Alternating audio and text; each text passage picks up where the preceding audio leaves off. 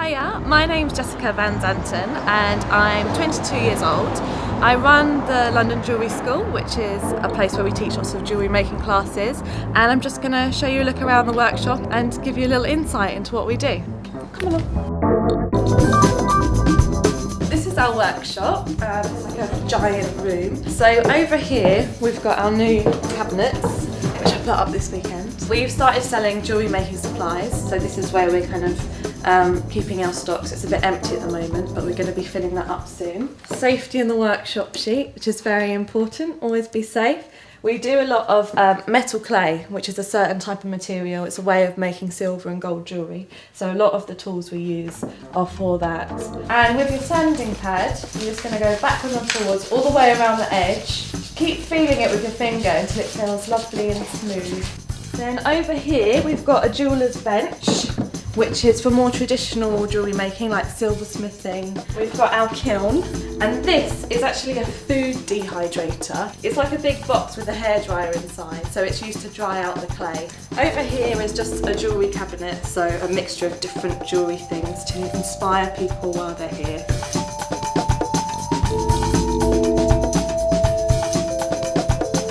Biscuits are very, very important. We've got a nice stash down here.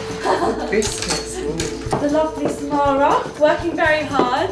She's the general assistant here. This is my inbox, so I've got lots of work to do, as you can see.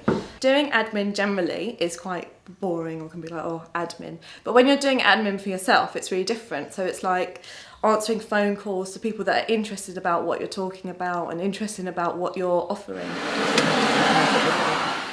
I wanted to make jewellery and sell it, which is what I did to start with. So I made loads of jewellery, I went to different classes and I learnt myself. Then I started kind of teaching on the side as a kind of addition to making jewellery, but found out I enjoyed that even more. So just gradually kind of did more and more classes, and eventually we have a school. So yeah, it just kind of grew. I remember doing my work experience, and I also did 2 or 3 internships, which are basically like working somewhere and getting training, and obviously you're not paid, but you get the experience. And if I hadn't done them, I wouldn't have been able to get the jobs that I got, and I wouldn't be able to be where I am. So I think from doing them myself, I can really understand why they're important. This is the colour that silver is when it's dug out of the ground. I'm just going to brush all down one side.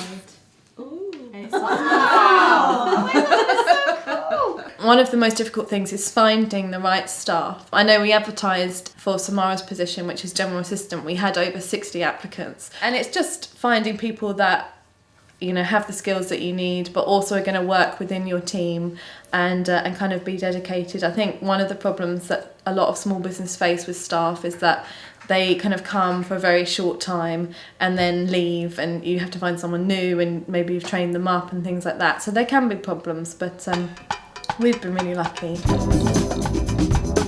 The kind of things in the pipeline at the moment, I suppose, is we're developing, selling jewellery making supplies, because we get a lot of demand from our students needing to kind of, they've done the class and they want to get the supplies, and there's so many different places we have to send them to find the stuff, so if we have it all in one place, that would be great for them. We also do a lot of children's jewellery parties and adult jewellery parties as well. We've kind of gone into the wedding market, if you like, make your own wedding rings class. And we also do hen parties, so kind of building that, because that's all fairly new, making sure that everyone knows we exist. And eventually we'd like to move as well into a bigger location, maybe having more than one class run at a time.